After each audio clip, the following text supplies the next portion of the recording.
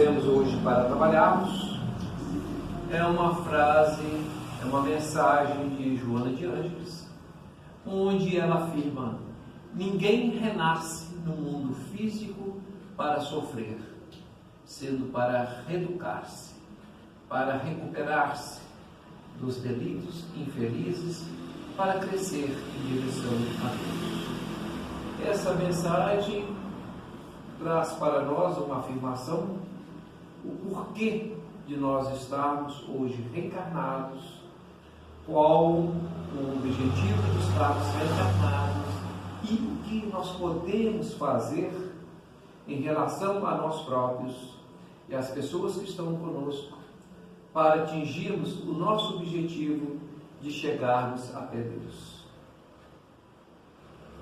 É um caminho relativamente fácil quando nós entendemos e compreendemos as mensagens divinas, quando nós adentramos no campo da espiritualidade, onde com certeza essa direção nos é dada com segurança através de Jesus, que foi nosso mestre, nosso guia em vidas passadas e continua sendo até hoje. E Joana de Ângeles, dentro da sua missão de trazer para nós uma psicologia espiritual, ela faz com que nós nos debrucemos nessas frases para que possa tocar os nossos corações e assim nós avançarmos um pouco mais.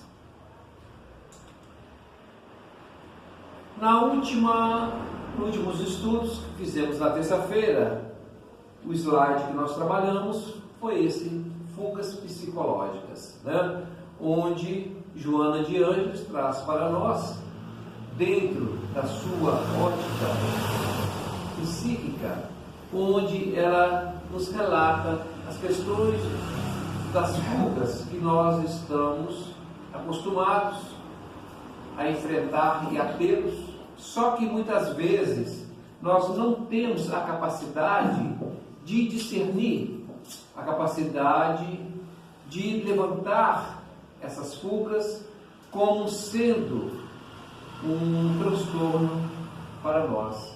Ainda, como nós vamos ver um pouco adiante, nem todas as fugas são de tudo ruim, porque diante das dificuldades que nós enfrentamos, diante da vida tão complexa que nós temos hoje, muitas vezes nós temos que criar filtros, temos que criar situações para que esses impactos cheguem até nós de forma amortecidas. Porque são muitas informações, são muitos apelos, e se nós não tivermos essa proteção, com certeza nós não aguentamos. Mas tudo tem um limite, tudo tem um fim determinado, Evidentemente, com o transcorrer do tempo, aumenta a insatisfação com a existência e desce o abismo da depressão psicológica, ensejando o organismo pelo impacto contínuo da mente receosa, perturbação nas neurotransmissores em decorrência da ausência da serotonina e noradrenalina. O que Joana de Ângeles vem nos afirmando aqui? Que com o tempo, aquelas pessoas que estão insatisfeitas por qualquer motivo e passa a fazer disso um vício, uma constância, ele começa a trabalhar isso de uma forma incessante na sua vida. Passa a ter nessas fugas um meio dele se livrar das complicações que ele acha sê-las, mas na verdade muitas vezes são compromissos, são obrigações, são responsabilidades que nós não assumimos, ou ignoramos, ou não queremos assumir. Como nos afirmou Joana de Ângeles na sua mensagem, nós reencarnamos com um propósito. E esse propósito nos traz responsabilidades e obrigações. Só que muitas vezes, pela nossa imaturidade psíquica, em função do nosso espírito rebelde, nós nos acovardamos diante de uma realidade e não enfrentamos como deveríamos enfrentar, aonde então essas fugas se fazem constantes. Só que, no princípio, funciona até relativamente bem. Só que com o passar do tempo, isso é contra a natureza humana, é contra a natureza psíquica. Essa pessoa que se encontra embutidos, enganjados nessas fugas, ele começa a se afundar mais. E aí ele entra num estado tal de que ele mesmo começa a ter problemas seríssimos em relação a si próprio. Porque no princípio ele procura se afastar dos outros, se afastar das obrigações, das responsabilidades e o satisfaz. Só que depois, não. Quando isso começa a ficar crítico, ele começa a entrar num estado de depressão realmente profunda. Por quê? Nós já trabalhamos isso aqui e a ciência nos mostra que o nosso organismo, o nosso cérebro, ele vai produzir permanentemente algumas substâncias próprias a trazer para nós um grau de satisfação, de alegria, de bem-estar, através dos neurotransmissores. Com o pensamento positivo, com o pensamento em alta, elevado, iluminado, nós não temos problemas em fabricar essas substâncias, serotonina, noradrenalina. Por quê? Nós estamos comungando com o universo, nós estamos iluminados e prontos a trabalhar isso em nós. Quando nós entramos num estado depressivo, num estado de angústia, num estado de aflição, por qualquer motivo, quer seja por um desajuste, quer seja por um estado de enfermidade, qualquer situação, o nosso organismo passa a não ter condições de produzir isso aqui o suficiente. E por não produzir isso o suficiente, vai trazer, em consequência disso, o enfraquecimento nos nossos órgãos. E isso vai refletir no nosso psiquismo, vai refletir na nossa mente, e nós vamos ter uma produtividade ruim em relação às nossas atividades normais. Nós vamos ter uma queda, e sentimos isso no trabalho, sentimos isso no nosso dia a dia. Então passamos a ter um desconforto muito grande, e o que é pior, muitas vezes nos passa despercebido isso. E por isso que é muito interessante, principalmente as questões de ordem psicológicas, as pessoas que estão à nossa volta estar atentos para nos socorrer, para nos atender, os familiares, os amigos, para que a gente não entre nesse estado de depressão mais aguçada. E aí nós temos que recorrer à ciência, temos que recorrer à medicina, temos que recorrer aos remédios alopáticos muitas vezes. Por quê? Como o nosso organismo não está produzindo o suficiente, vamos ter que pegar emprestado na natureza, na farmácia, essas substâncias que vão suprir as nossas deficiências temporárias até que o organismo passe a ter novamente o equilíbrio, volta a recuperar-se e vai produzir normalmente aquilo que nós precisamos. Então, essa situação é bom que a gente perceba, para que a gente possa estar atento, não só em relação a nós mesmos, como em relação às pessoas que estão conosco, próximo de nós, para que nós possamos auxiliá-los, né, à medida que os fatos forem acontecendo, para que se afaste, em definitivo, a questão da depressão. E a gente vem afirmando, e com muita propriedade, e isso é uma percepção de todos, que no meu entendimento, as doenças, os desequilíbrios de ordem psicológica é muito mais grave do que as enfermidades físicas. Porque normalmente, dificilmente alguém dá conta disso como ele é na verdade. Isso pode ser muitas vezes miséria. E você não vê a profundidade disso. Vai acostumando, vai acostumando, vai acostumando. Diferentemente de uma doença física que aparece ali, tudo, opa, adoeceu. Todo mundo vem, todo mundo vem auxiliando, ajudando. E quando é de natureza psíquica, nem sempre. E ela vem de forma sorrateira, de uma forma na escuridão, vai consumindo a gente lentamente.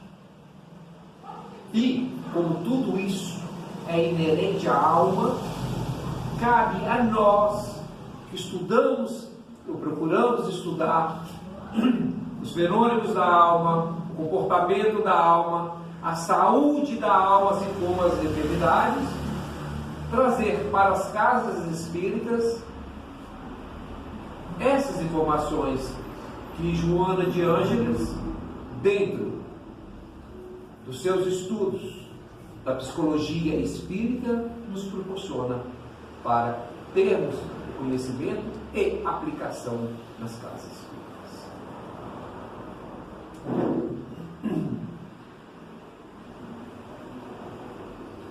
É normal que ocorram algumas fugas psicológicas no dia a dia da existência humana, em forma de recurso neutralizador do excessivo volume de informações que bombardeiam o indivíduo, através dos diversos veículos de comunicação de massa, das conversações raramente edificantes, das convivências enfermiças. Então, esse filtro que nós falamos é natural. O que nós temos que ter é o seguinte: até que ponto essas fugas são para dar a nós uma certa sustentação e até onde nós utilizamos essas fugas como uma bengala. Uma coisa é nós esquivarmos da responsabilidade e das obrigações. Outra coisa é nós utilizarmos para que essa quantidade de informações que chegam até nós não venham nos prejudicar. Aí cabe a cada um de nós fazermos essa análise para vermos em que posição nós estamos. Nós estamos com fuga de obrigações e responsabilidades, ou se é fuga apenas para neutralizar em parte os impactos do dia a dia.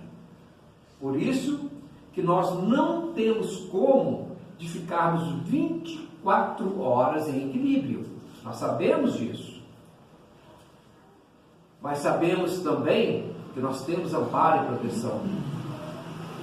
Nós sabemos também que, em função disso, nós temos um antídoto muito bom: vigiar e orar. Então, tudo isso são elementos que nós podemos e devemos utilizar em nosso benefício. Por quê? Nós estamos no mundo de provas e expiações. Não tem como fugir dessa verdade, dessa realidade. E se nós estamos aqui para crescermos, tudo que nos ocorre deverá ser encarado como um fator de amadurecimento, como um fator para dar a nós uma sustentação da nossa existência atual, que venha em forma de dificuldades financeiras, que venham em forma de desemprego, que venham em forma de enfermidades, mas tudo isso serve para dar a nós, espíritos encarnados, uma condição maior de sustentabilidade diante das adversidades da nossa existência. Então, todas essas situações faz com que nós devemos prestar atenção em relação a tudo isso. Mas para que a gente possa adotar esses filtros, nós temos que ter um mínimo de conhecimento possível. Não é à toa que o Espírito da Verdade sempre nos falou e continua nos falando até hoje: amai-vos e instruí-vos, conheça a si mesmo, orai e vigiai, e tantos outros ensinamentos, exatamente para nos dar sustentação da nossa existência, para que a gente não esqueça em nenhum momento que nós somos espíritos em crescimento e desenvolvimento. Nós somos aprendizes, e como aprendizes, nós devemos ter humildade suficiente para entender que nós aprendemos com tudo e com todos, a todo instante e a todo momento.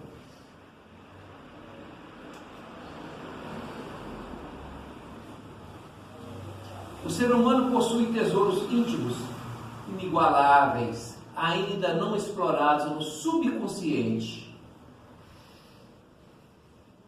Olha só, diante dos impositivos existenciais, cumpre-lhe recorrer esses valores grandiosos, empenhando-se pela superação dos impedimentos que lhe surgem como fenômeno perfeitamente normal e comum a todas as criaturas inteligentes.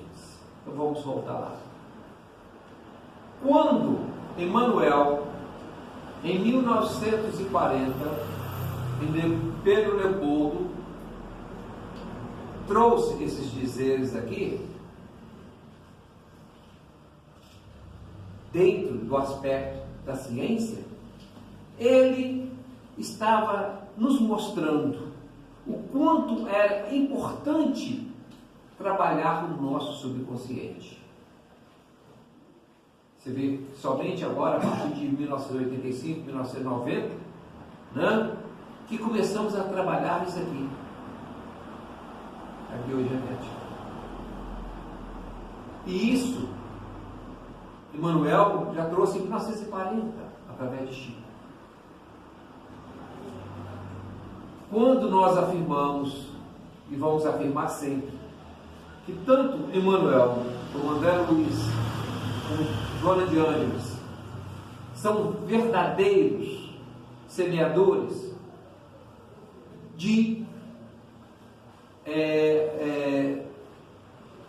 fatos ou informações de naturezas científicas, é porque Allan Kardec, lá no início da codificação, ele não tinha condições de trazer para nós todas as informações que precisávamos na época. A exemplo de Jesus. Jesus também não trouxe todas as informações que precisávamos. Tanto é assim que ele disse que mais tarde viria o Consolador. E o Consolador veio em forma da doutrina espírita, somente em 1857. Que, por sua vez, também não trouxe toda a informação. Coube ao Chico, ao Divaldo e tantos outros, aos poucos, trazendo para nós essas informações. E nós sabemos que não para aí.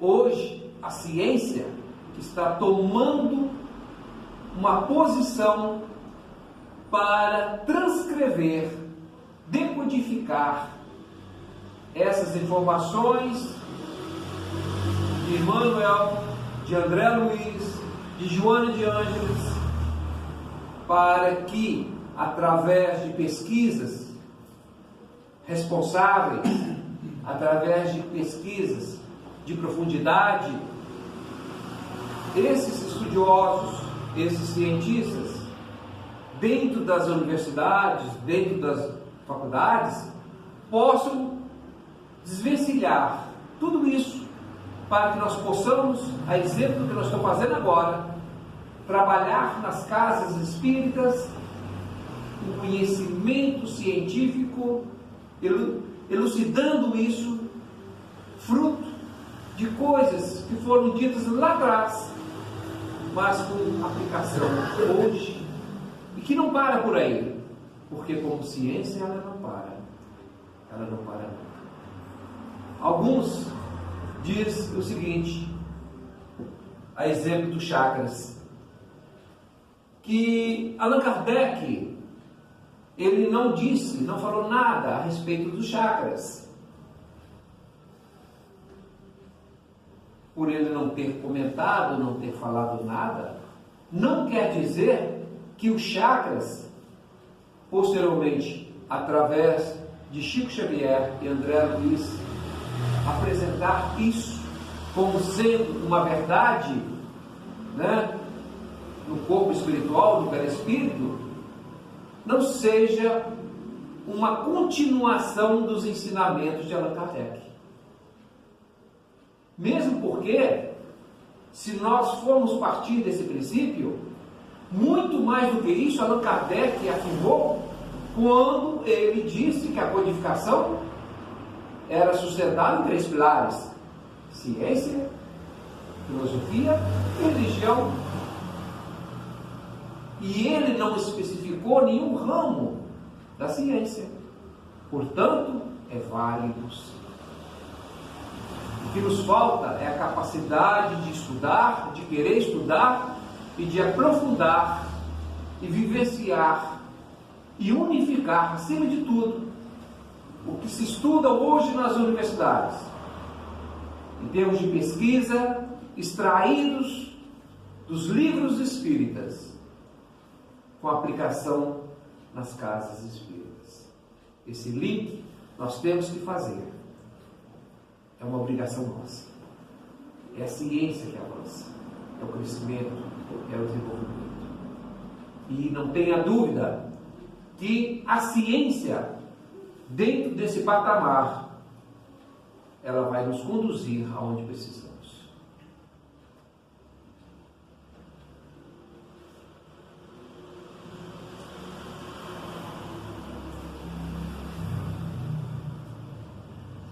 A necessidade dos enfrentamentos faz parte da existência humana, sem os quais o processo de crescimento interior ficaria interrompido, dando lugar a transtornos profundos de comportamento que se transformariam em patologias de difícil solução. Então, Joana de Ângeles vem nos dizendo que as dificuldades que nós enfrentamos no nosso dia a dia, esses combates, esses embates, é natural, faz parte do nosso crescimento, faz parte do nosso desenvolvimento. E não importa para nós se o que passamos hoje seja prova ou expiação. O que importa saber se é uma coisa ou outra? Se as duas situações são propícias ao desenvolvimento do espírito. O que para nós é interessante e importante elucidar isso, se é prova ou se é expiação. Para nós não diz nada, para nós não quer dizer nada, para nós não significa nada. Porque para o espírito, sim, é importante ele vencer e não saber se é prova ou se é expiação. Então, como Joana de Ângeles nos afirma, toda essa situação faz parte do nosso crescimento, do nosso desenvolvimento. E não adianta nós tentarmos escaparmos dessas situações, porque ela é existente, ela faz parte do nosso processo evolutivo, do nosso processo de crescimento e desenvolvimento. Quando nós falamos ali atrás a respeito das fugas, são aqueles que não querem esses enfrentamentos. São aqueles que fazem como os avestruzes, né? Não querem ver nada. Colocam a cabeça debaixo da areia e deixam a vida passar. E nós não podemos fazer isso. Devemos enfrentar sim. O que venha, com coragem, com determinação, com fé. São 3 pilares importantes, capazes de superar toda e qualquer dificuldade.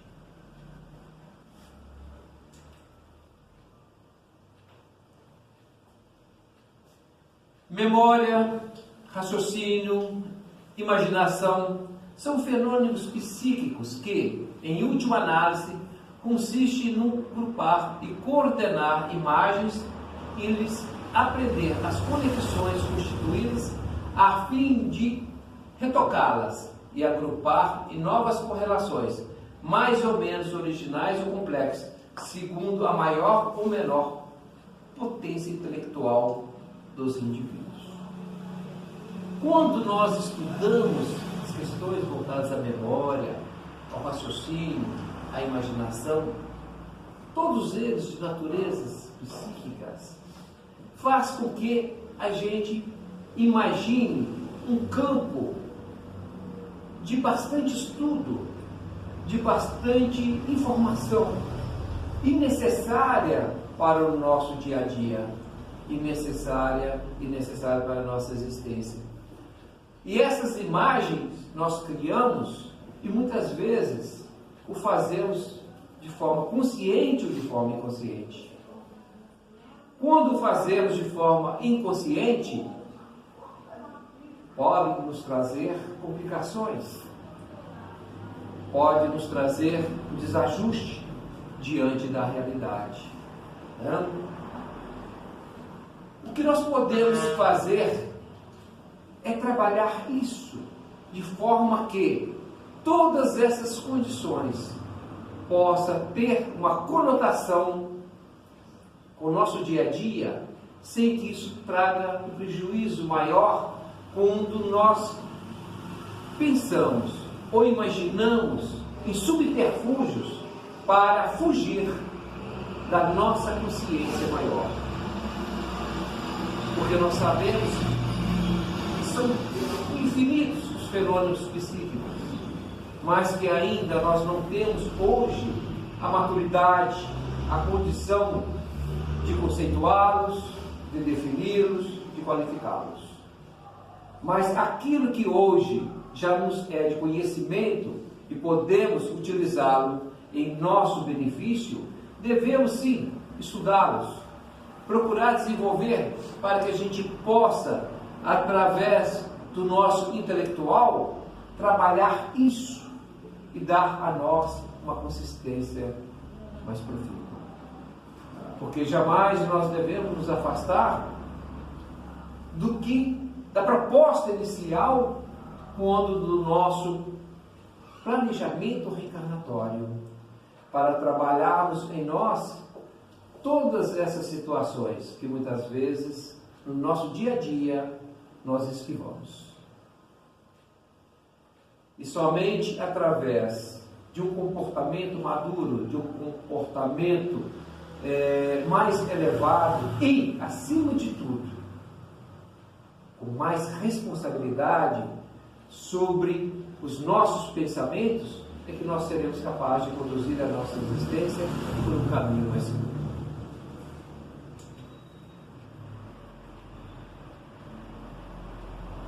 O ego, que teve o denominado fracasso, que é sempre um insucesso previsível e irreparável, resolve evitar os processos desafiadores, mascarando a realidade e fugindo para o mundo de fantasia, constituindo de sonhos utópicos irrealizáveis gerados pelas frustrações. Então aqui, o ego para nós é aquele elemento primordial que nós devemos dar toda atenção. Existe um ponto onde foi perguntado ao pajé de uma tribo como que ele via a natureza humana. Então, segundo ele, dentro da sua concepção, o homem pode ser comparado como sendo como abrigando dois lobos. Um lobo fazendo mal e o outro lobo fazendo bem. E isso é permanente em nós. E aí é perguntado, qual dos dois lobos ganha? E ele afirma, aquele que melhor alimentado for. Então, Allan Kardec, ele trabalha essa questão também, quando ele fala da natureza humana, quando ele afirma que nós temos duas naturezas. Temos a nossa natureza animal, temos a nossa natureza voltada à matéria, relacionada ao ego, e temos a nossa natureza espiritual relacionada ao self. Qual dos dois que ganha? O ego ou o self? Vai depender de nós. Qual dos dois que queremos alimentar? Como vimos aqui, o ego é que nos faz ter sempre essa preocupação. É o ego que faz com que a gente tenha medo de avançar.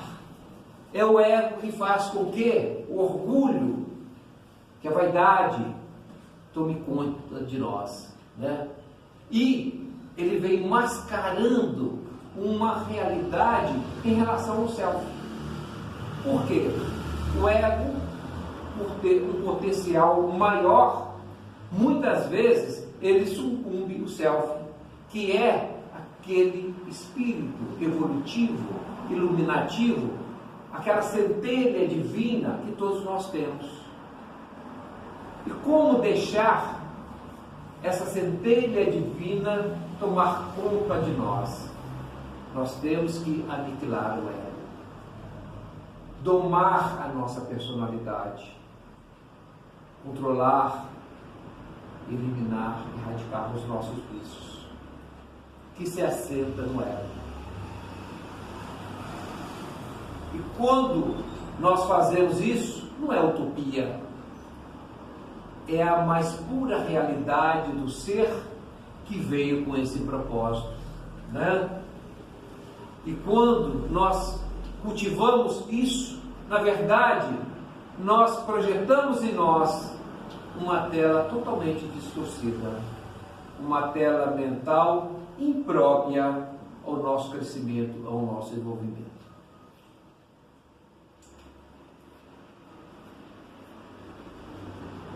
E aqui nós temos, tudo isso que nós falamos tem como propósito maior a evolução da alma. Como iluminar-nos? Como fazer para que a gente acelere esse processo iluminativo? A marcha dos espíritos é progressiva, jamais retrógrada. Isso está no Livro dos Espíritos, na questão na página 127, editado em 1857.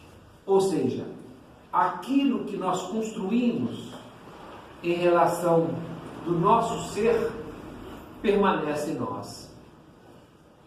Em futuras reencarnações, nenhum espírito vai retroagir.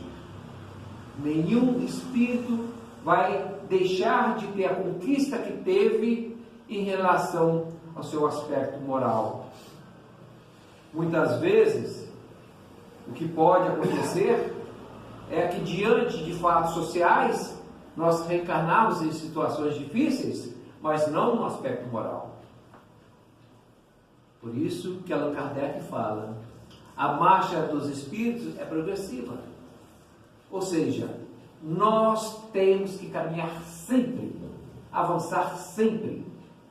Nenhum de nós ficará estagnado por muito tempo. E segundo os relatos do mundo espiritual, aqueles irmãos que insistem em algum momento da sua existência em não caminhar de forma coercitiva, de forma obrigatória, eles caminham. Não tem como eles ficarem eternamente paralisados. Mesmo porque tudo é movimento, tudo é progresso, tudo é elevação. Especificamente em relação à Terra, aqueles espíritos que não acompanharem a marcha do progresso de sua elevação, não poderá mais reencarnar na Terra. Eles terão que buscar outros órgãos, onde eles, espíritos ainda em atraso moral, vão habitar aquele órgão, mas não mais na Terra. Os nossos compromissos, as nossas responsabilidades para conosco, nos impõem essa necessidade de crescimento e evolução, se quisermos permanecer no órgão da Terra.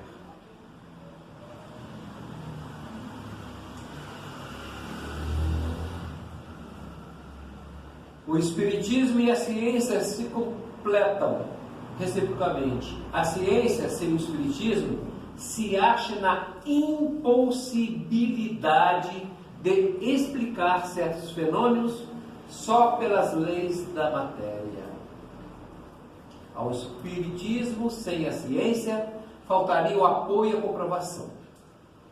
Então, quando Allan Kardec afirma dentro da codificação a ciência, e ele afirma até mais, num determinado momento, ou a ciência espírita, ou a doutrina espírita será a ciência, ou não será nada, exatamente dentro desse perfil evolutivo. Porque nós sabemos que o Espiritismo e a ciência devem caminhar juntas. Elas devem ter o mesmo propósito, desenvolvimento e crescimento. E nós sabemos que à medida que a ciência for adentrando nessas informações trazidas do alto, dos espíritos superiores, a exemplo de Manuel e de André Luiz, vai trazendo para nós um esclarecimento maior a respeito da ciência. Então, tudo isso, ele veio comprovar a necessidade de nós acompanharmos o desenvolvimento da ciência dentro do campo da doutrina espírita. Não adianta querermos ignorar que a evolução da ciência em todas as suas áreas, ela está inserida dentro do campo da doutrina espírita. Ou seja, o Evangelho, todas as obras básicas da doutrina espírita são importantes, são sim, e continuarão a ser sempre. Por ali está toda a base da doutrina espírita. Mas, repito, não é hoje suficiente para os estudos que fazemos para as nossas necessidades atuais. O que imaginar de Chico Xavier, 413 livros publicados? Por que finalidade, então? Se não fosse de crescimento, de desenvolvimento, de trazer para nós um complemento de Allan Kardec. Não faz sentido. Um espírito tão evoluído como Chico, onde as suas obras para a doutrina espírita não teria um campo, um desenvolvimento dentro da ciência.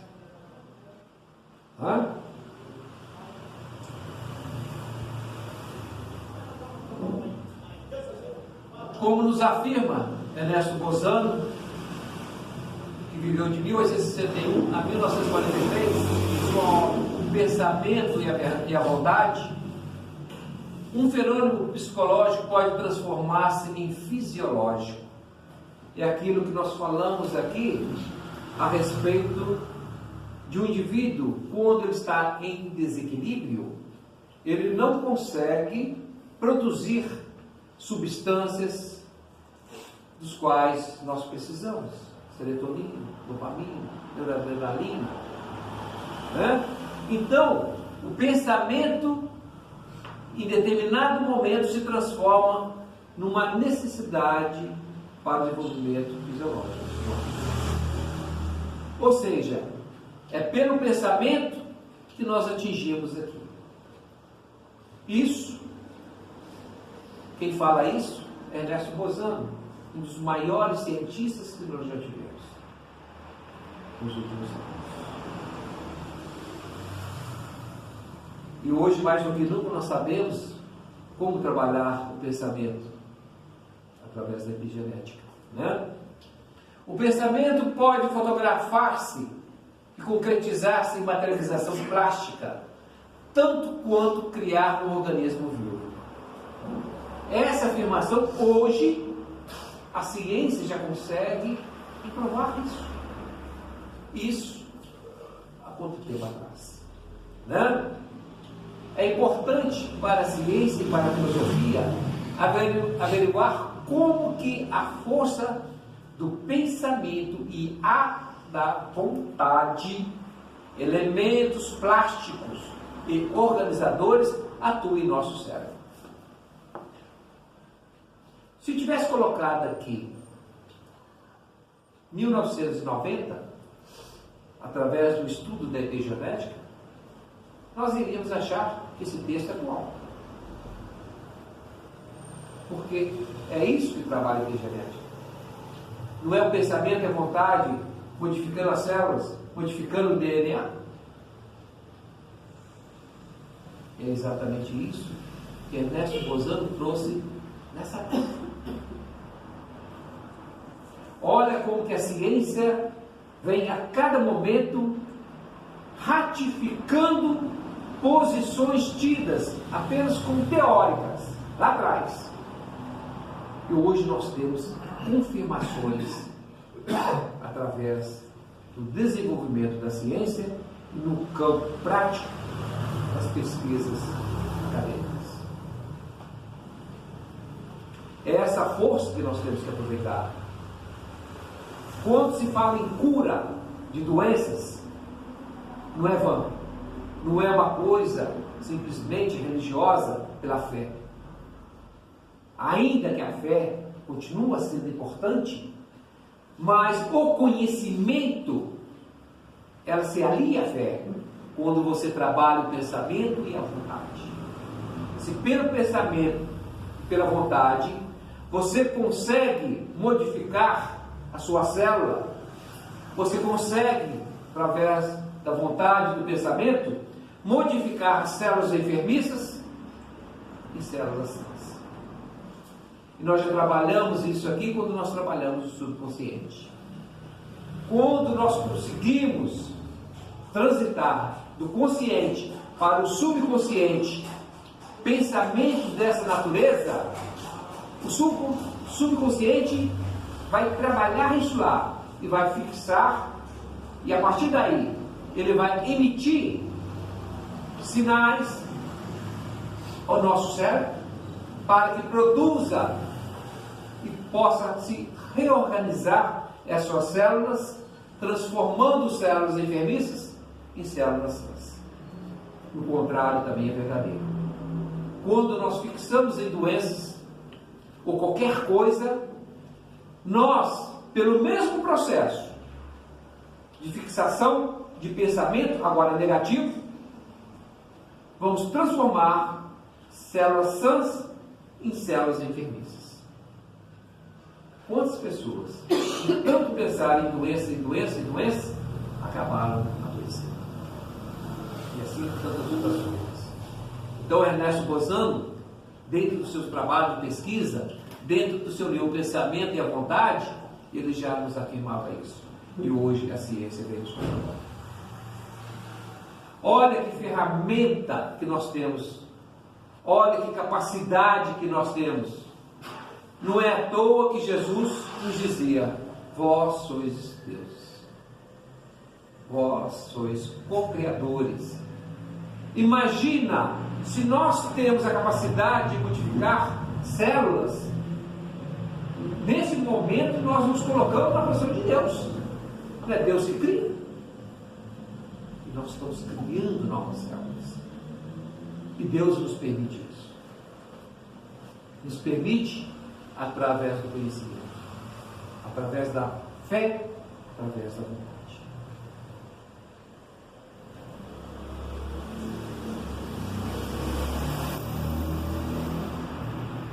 Nosso corpo é energia, pensamentos são energias.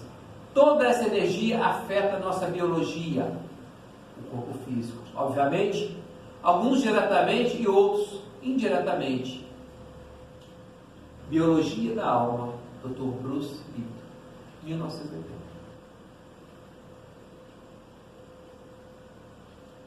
Atrás nós tivemos Ernesto Bozano, e aqui nós temos em 1980 um biólogo, cientista, trabalhando essa condição de modificação do corpo físico através do pensamento.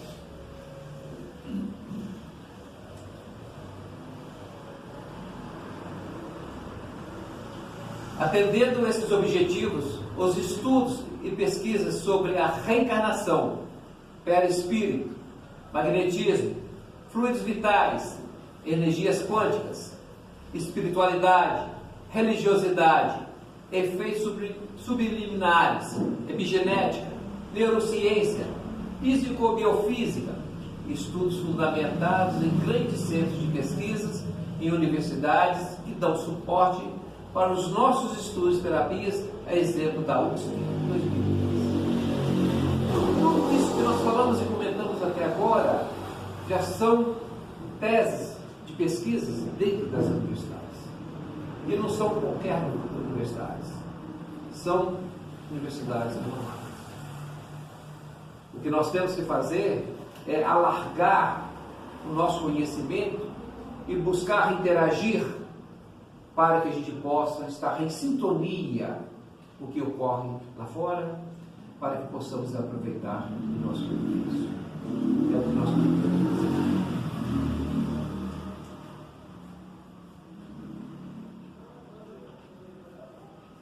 E aqui nós tivemos o primeiro congresso internacional do CONUPS, que foi em março desse ano, e já está marcado o segundo congresso internacional de saúde e espiritualidade para março de 2019. Segundo a pesquisa da Organização Mundial da Saúde, em 2022 poderá ocorrer que 40% da humanidade esteja sofrendo de algum tipo de transtorno de natureza psíquica, que se consoma corpo e alma. Ou seja, isso faz sentido, porque nós sabemos que as nossas doenças, quase que na sua totalidade, é de natureza psicossomática. Então a origem vai ser sempre através do nosso pensamento doentio. Quando o nosso pensamento adoece, o nosso corpo vai seguir o nosso pensamento. E nós sabemos, como espírito que somos, nós temos ainda as questões das provas e expiações. Nós temos, como nos disse Joana de Ângeles, que transpor essas dificuldades. E não adianta nós fingirmos que está tudo bem através das fugas. Quando nós passamos a ter conhecimento de tudo isso, a nossa existência passa a ser mais real, passa a ser mais equilibrada, porque aí nós vamos nos posicionar diante das dificuldades, sim, mas diante da certeza de que nós podemos mudar esse quadro, se assim o quisermos. Podemos mudar esse quadro para pior ou para melhor. Podemos alimentar um lobo ruim, um lobo bom. Podemos alimentar a nossa natureza animal ou a nossa natureza espiritual, como nos disse Allan Kardec. Cabe a cada um de nós, pelo nosso livre-arbítrio, buscar desenvolver esse potencial que temos em nós. e podemos fazê-lo e devemos fazê-lo sempre, no nosso dia a dia, sem esmorecer, sem fraquejar, buscando a cada momento uma nova aprendizagem e, acima de tudo, jamais perder esperança. São motivações que precisamos como espírito para que a gente continue a avançar, crescer e desenvolver.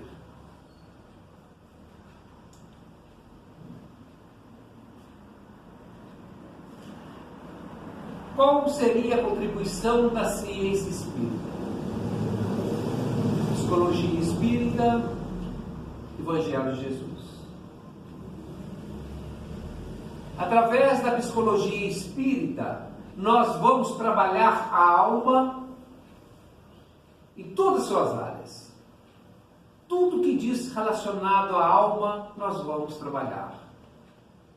O corpo, como nós sabemos, é acessório da alma, é acessório do espírito. Trabalhando o principal, nós vamos trabalhar, consequentemente, também o secundário, que é o corpo físico. Não que o corpo físico deva ser relegado ao segundo, terceiro, quarto plano, não, de forma alguma. Mesmo porque o espírito precisa do corpo são, do corpo em condições de ser habitado. Então, a nossa responsabilidade com o corpo físico é primordial. Só que nós sabemos também que ao cuidarmos da alma ou do espírito, automaticamente nós estamos cuidando do corpo físico. Não é? A maioria das nossas doenças não são de natureza psicossomáticas. Então, à medida que nós trabalhamos a nossa alma, trabalhamos o nosso espírito, nós vamos proporcionar ao nosso corpo físico uma saúde necessária para dar sustentação ao espírito, à alma, né? Só que, junto a isso, nós ainda temos, para poder trabalhar a nosso favor, a ciência, né? Através de todas essas ciências aqui, e muitos mais, aqui apenas exemplificando algumas, que podemos trabalhar e devemos trabalhar, porque como alguns diziam, né, que a ciência, que a doutrina espírita, ela colide com a ciência, de forma alguma, muito pelo contrário. Se assim fosse, Kardec, através da espiritualidade, não tinha incluído a ciência dentro dos pilares da doutrina espírita. Então, a ciência é fundamental. Então, quando nós associamos a clínica, quando nós associamos os medicamentos da alma com os medicamentos do corpo físico, nós vamos ter bom resultado. E é isso que nós temos que empenhar. É isso que nós temos que fazer sempre, né?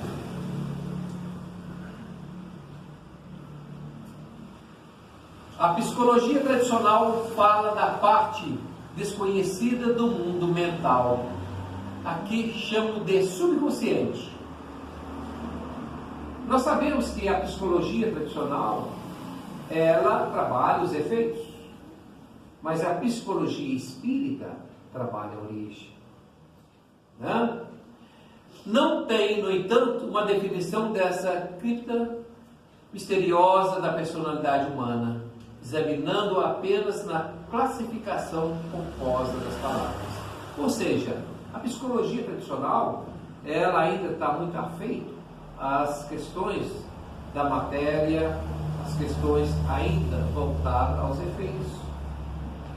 À medida que os psicólogos, os psiquiatras começarem a trabalhar também a alma na sua essência, nós vamos ter um avanço muito grande aqui da psicologia.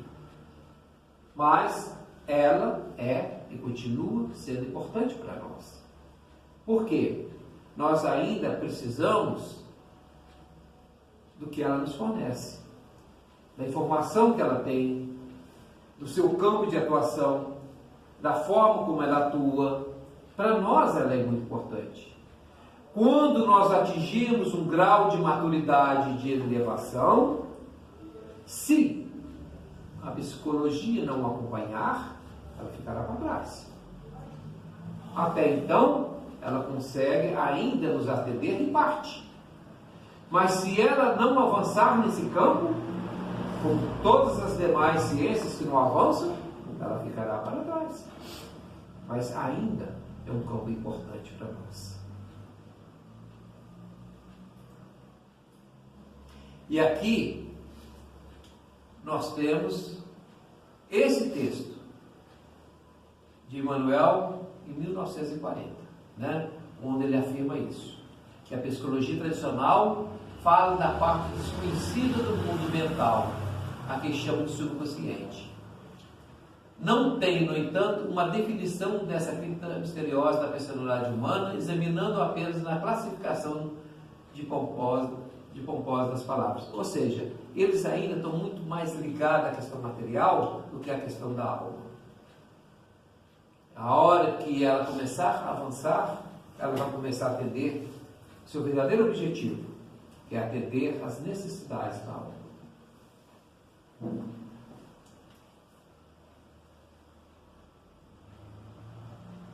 Entretanto, somente à luz do Espiritismo poderão os métodos psicológicos aprender que essa zona oculta, o subconsciente, na esfera psíquica de cada um, é o reservatório profundo das experiências do passado, em existências múltiplas da criatura. Arquivo maravilhoso em todas as conquistas do pretérito são depositadas em energias potenciais, de modo a ressurgirem no momento oportuno. É isso que nós estamos trabalhando. É o subconsciente, onde todas essas questões se acham acomodadas. Por isso, da mesma forma que Allan Kardec falou da importância do perispírito para o estudo do Espiritismo, o subconsciente para a psicologia é de fundamental importância. Porque aqui é nessa zona oculta, psíquica, que existe um reservatório profundo de existências passadas. Quando se faz uma regressão, quer seja do indivíduo ou seja do espírito, o que se relata, o que se busca é exatamente aprofundar o conhecimento dentro desse reservatório relacionados a vidas passadas. Isso aqui, quando nós analisamos, vimos o quanto é importante desenvolvermos estudos sobre isso, para que a gente possa aprofundar com seriedade, aprofundar com empenho, com vontade. É um campo fértil a ser desenvolvido por qualquer um de nós. Porque quando nós partimos para o campo dos estudos, das pesquisas, não existe nenhum impedimento que façamos. E é interessante que nós façamos sim, cada um de nós, porque somente assim nós vamos nos conscientizando das nossas responsabilidades, não só em trabalhar o que nós já temos, mas também buscar uma aprendizagem com mais profundidade.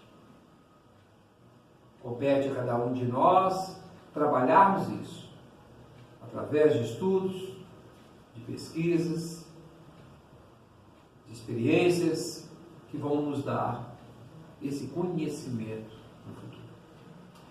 Bem, gente, e aí nós chegamos ao fim dos nossos estudos de hoje, né?